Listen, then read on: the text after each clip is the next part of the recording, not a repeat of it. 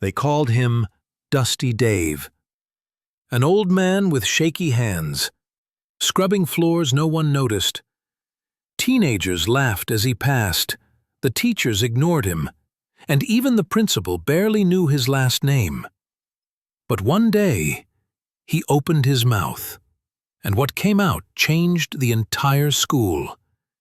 They had no idea who they were mocking, until it was too late. David Reynolds was 72. Every morning at 5 a.m., he arrived before anyone else. He wasn't fast, but he was precise. Every mop stroke, every trash bin emptied, done with quiet care. To the students, he was just the janitor. To the staff, he was invisible. But to the building, he was its heartbeat. Every day during lunch, a group of seniors would walk past Dave. They'd cough sarcastically when he walked by. "Hey, Dave, missed a spot," one would shout. Another would toss a wrapper just behind him, just to watch him turn around. And Dave, he never responded. Not once. But one student noticed. Her name was Emily, shy, quiet, always carrying a sketchbook.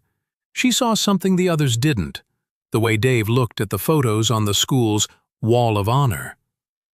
Old black and white photos of war heroes, scientists, and artists. She often saw him stop, stare, and sometimes smile. One rainy afternoon, a fire alarm rang out. Chaos. Students poured into the halls. Then, screams. A freshman had slipped on the wet floor near the science lab, unconscious and bleeding. Before anyone could move, Dave dropped his mop and ran. Not like an old man, like a soldier. Kneeling by the kid, he stopped the bleeding with perfect precision. Calm, focused. Emily saw it all. Emily couldn't let it go. She asked the principal about Dave. He shrugged. So she dug deeper.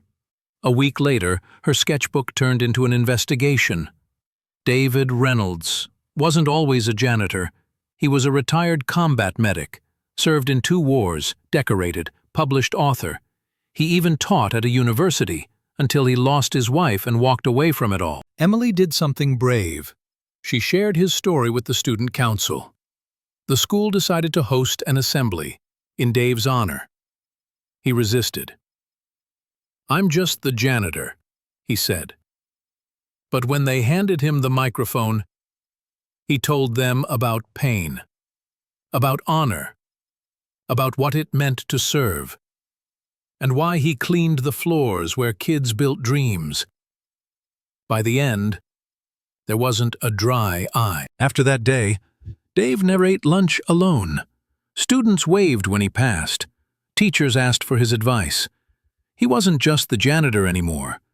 He was a mentor, a symbol, proof that dignity can live in silence, and that sometimes the quietest voices hold the loudest truth. 2 years later, the school named a scholarship after him.